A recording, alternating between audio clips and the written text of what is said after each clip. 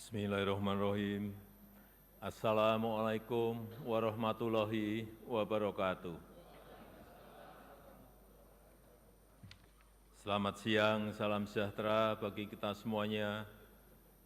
Shalom, Om Swastiastu, Namo Buddhaya, salam kebajikan. Yang saya hormati Wakil Presiden Republik Indonesia, Bapak Profesor Dr. Kiai Haji Ma'ruf Amin.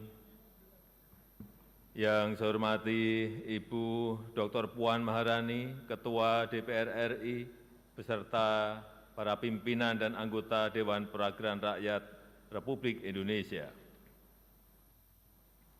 Yang saya hormati Bapak Dr. Bambang Susatyo, Ketua MPR RI, beserta seluruh pimpinan dan anggota MPR RI yang saya hormati.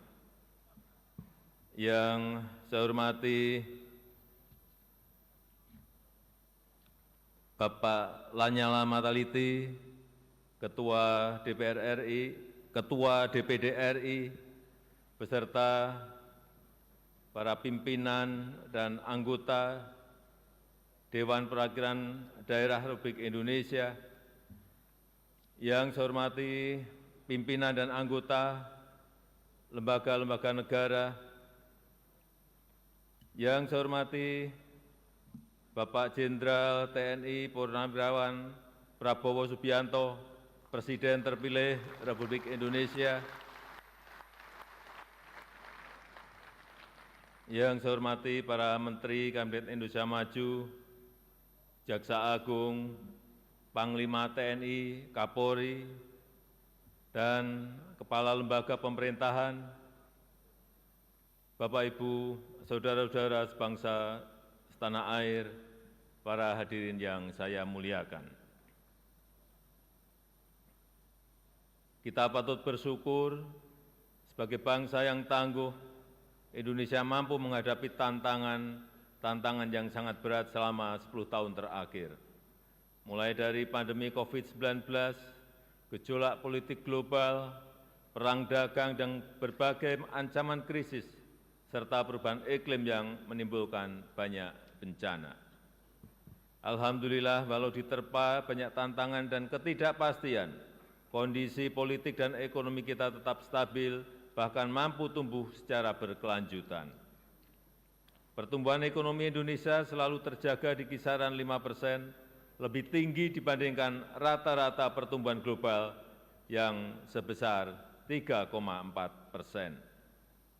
Penambahan tenaga kerja baru sebanyak 21,3 juta pada periode 2015 hingga 2024. Rasio utang kita juga menjadi salah satu yang paling rendah di antara kelompok negara-negara G20 dan ASEAN. Di sisi lain, nilai ekspor Indonesia naik lebih dari 70%, mencapai 250 miliar US dollar di tahun 2023.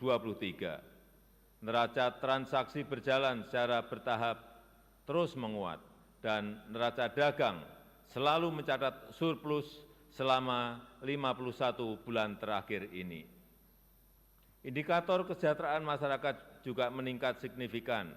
Tingkat pengangguran turun menjadi 4,8% di tahun 2024. Tingkat kemiskinan turun tajam menjadi 9,03% di tahun 2024.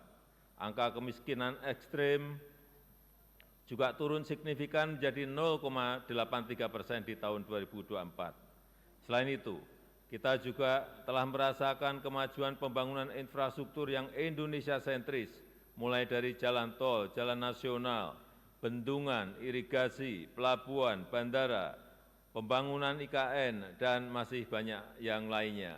Kita juga bekerja keras untuk membangun SDM yang unggul, yang berdaya saing, yang produktif dan inovatif melalui reformasi pendidikan, transformasi sistem kesehatan, dan penguatan jaring pengaman sosial.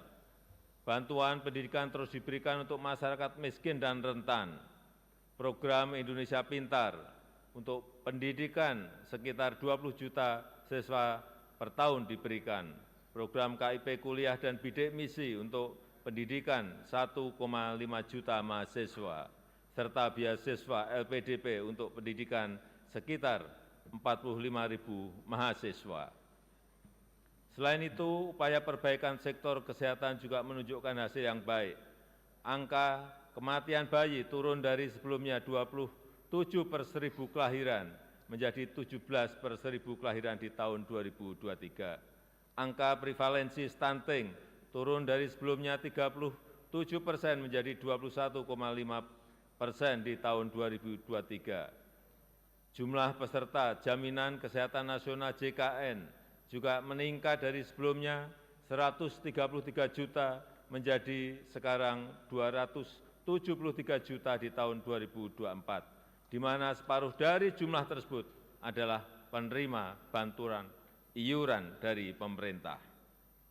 Ketua, pimpinan, dan anggota Dewan yang saya muliakan, ke depan peran APBN harus kita manfaatkan untuk memperkokoh lompatan kemajuan, sehingga Indonesia bisa keluar dari middle income trap, yaitu dengan memanfaatkan bonus demografi, melanjutkan transformasi ekonomi, meningkatkan daya tarik investasi, dan membuka lebih banyak lapangan kerja, sehingga penyusunan RAPBN 2025 didasarkan pada asumsi dasar sebagai berikut.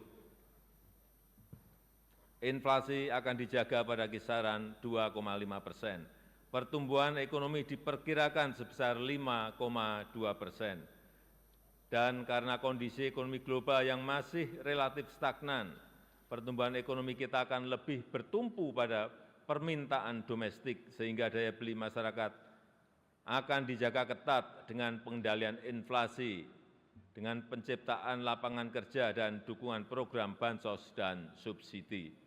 Pemerintah akan terus mengupayakan peningkatan produk-produk yang bernilai tambah tinggi, yang berorientasi ekspor, yang didukung oleh insentif fiskal yang kompetitif dengan tetap menjaga keberlanjutan fiskal.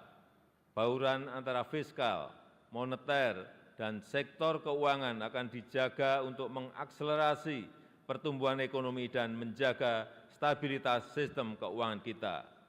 Nilai tukar rupiah diperkirakan akan berada di sekitar 16.100 rupiah per dolar Amerika Serikat.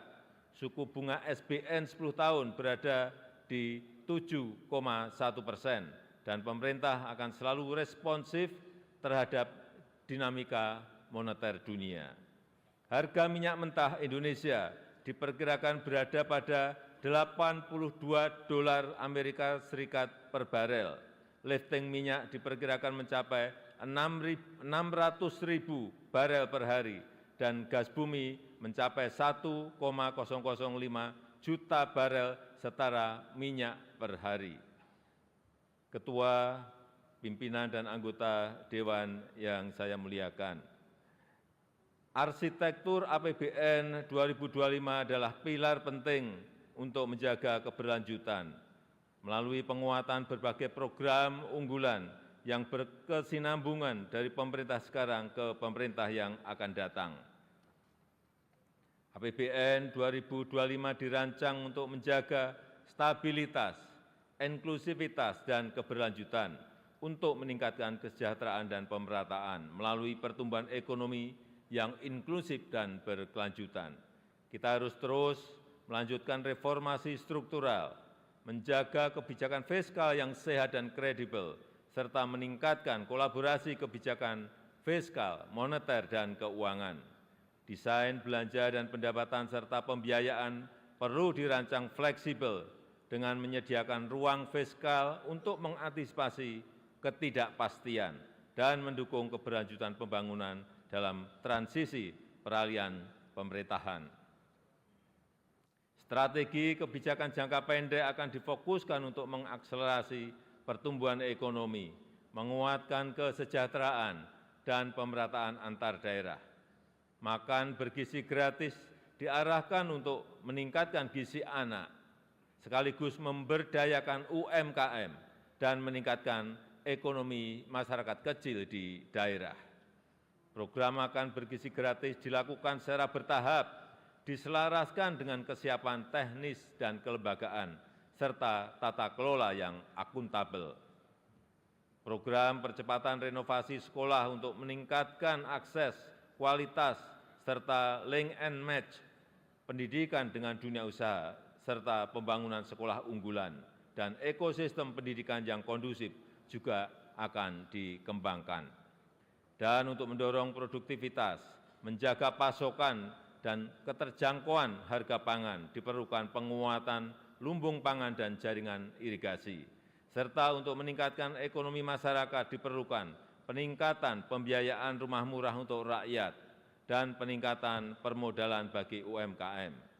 Sedangkan untuk strategi jangka menengah diarahkan untuk mengakselerasi transformasi ekonomi menuju pertumbuhan ekonomi yang inklusif dan berkelanjutan yang dilakukan melalui pertama, mewujudkan SDM unggul yang produktif, inovatif, dan berdaya saing melalui pendidikan bermutu, makan bergizi gratis, dan renovasi sekolah, serta kesehatan berkualitas dan perlindungan sosial. Yang kedua, penguatan hilirisasi dan transformasi hijau untuk meningkatkan aktivitas ekonomi bernilai tambah tinggi yang rendah emisi dan berorientasi ekspor. Yang ketiga, meningkatkan inklusivitas dan berkeadilan untuk mewujudkan kesejahteraan yang merata untuk seluruh lapisan masyarakat di seluruh wilayah tanah air Indonesia. Keempat, melanjutkan pembangunan infrastruktur sebagai pendukung transformasi ekonomi, khususnya pembangunan infrastruktur di bidang pendidikan, pangan, energi, dan konektivitas. Kelima, pemantapan implementasi reformasi birokrasi dan penyederhanaan regulasi. Keenam, peningkatan ekonomi kreatif dan kewirausahaan melalui pemberdayaan dan peningkatan akses permodalan bagi UMKM. Ketujuh, penguatan pertahanan dan keamanan serta kemandirian pangan dan energi. Yang kedelapan, penguatan nasionalisme, demokrasi, serta penghormatan dan penegakan hak asasi manusia. Ketua, pimpinan, dan anggota Dewan yang saya hormati, RAPBN 2025 juga menekankan pada optimalisasi pendapatan, belanja yang berkualitas, dan pembiayaan yang inovatif. Rasio perpajakan akan terus dioptimalkan untuk memperkuat ruang fiskal dengan tetap menjaga iklim investasi, keberlanjutan dunia usaha, dan melindungi daya beli masyarakat. Belanja akan dijaga benar-benar efisien dan produktif, agar selain mendukung program prioritas pemerintah, juga dapat menghasilkan multiplier effects yang kuat terhadap perekonomian. Inovasi pembiayaan yang fleksibel dengan kehati-hatian yang tinggi akan terus ditingkatkan melalui kerjasama pemerintah dan badan usaha, penguatan peran lembaga pengelola investasi, dan pendalaman pasar keuangan. Gambaran besar arsitektur RAPBN 2025 adalah sebagai berikut. Belanja negara direncanakan sebesar Rp3.613,1 triliun, yang terdiri dari belanja pemerintah pusat sebesar Rp2.693,2 triliun dan transfer ke daerah sebesar Rp919,9 triliun. Anggaran pendidikan dialokasikan sebesar Rp722,6 triliun yang dialokasikan untuk peningkatan gizi anak sekolah, renovasi sekolah dan pengembangan sekolah unggulan, serta perluasan program beasiswa, pemajuan kebudayaan, penguatan perguruan tinggi kelas dunia, dan pengembangan riset. Anggaran perlindungan sosial dialokasikan sebesar Rp504,7 triliun untuk mengurangi beban masyarakat miskin dan rentan, serta mengakselerasi pengentasan kemiskinan yang dilakukan dengan tepat sasaran, efektif, dan efisien. Anggaran kesehatan direncanakan sebesar Rp197,8 triliun atau 5,5% dari belanja negara untuk peningkatan kualitas dan keterjangkauan layanan, percepatan penurunan stunting dan penyakit menular seperti TBC, serta penyediaan pemeriksaan kesehatan gratis. Anggaran ketahanan pangan direncanakan sebesar Rp124,4 triliun diarahkan untuk mendukung peningkatan produktivitas, menjaga ketersediaan, keterjangkauan harga pangan, perbaikan rantai distribusi hasil pertanian, serta meningkatkan akses pembiayaan bagi petani. Pembangunan infrastruktur dianggarkan sebesar Rp400,3 triliun, terutama untuk infrastruktur pendidikan dan kesehatan, infrastruktur konektivitas, infrastruktur pangan dan energi, serta keberlanjutan pembangunan IKN. Anggaran transfer ke daerah direncanakan sebesar Rp919,9 triliun untuk meningkatkan sinergi kebijakan fiskal pusat dan daerah, untuk harmonisasi belanja pusat dan daerah, serta mengurangi kesenjangan antar daerah dan memperkokoh kerjasama antar daerah. Peningkatan pendapatan asli daerah harus tetap memperhatikan iklim investasi, kemudahan berusaha, kesejahteraan masyarakat, dan penguatan akses dan kualitas layanan publik. Ketua, pimpinan, dan anggota Dewan yang saya hormati, pendapatan negara pada tahun 2025 dirancang sebesar Rp2.996,9 triliun yang terdiri dari penerimaan perpajakan sebesar Rp2.490,9 triliun, PNBP sebesar Rp505,4 triliun yang tetap menjaga iklim investasi, kelestarian lingkungan, dan keterjangkauan layanan publik. Reformasi perpajakan akan dilanjutkan melalui perluasan basis pajak, peningkatan kepatuhan wajib pajak, perbaikan tata kelola dan administrasi perpajakan, serta pemberian insentif perpajakan yang terarah dan terukur. Upaya peningkatan PNBP terus dilakukan melalui penggunaan teknologi untuk perencanaan dan pelaporan, penguatan tata kelola dan pengawasan, optimalisasi pengelolaan aset negara dan sumber daya alam, serta mendorong inovasi layanan. Defisit anggaran tahun 2025 direncanakan sebesar 2,53% terhadap PDB atau Rp616,2 triliun yang akan dibiayai dengan memanfaatkan sumber-sumber pembiayaan yang aman dan dikelola secara hati-hati.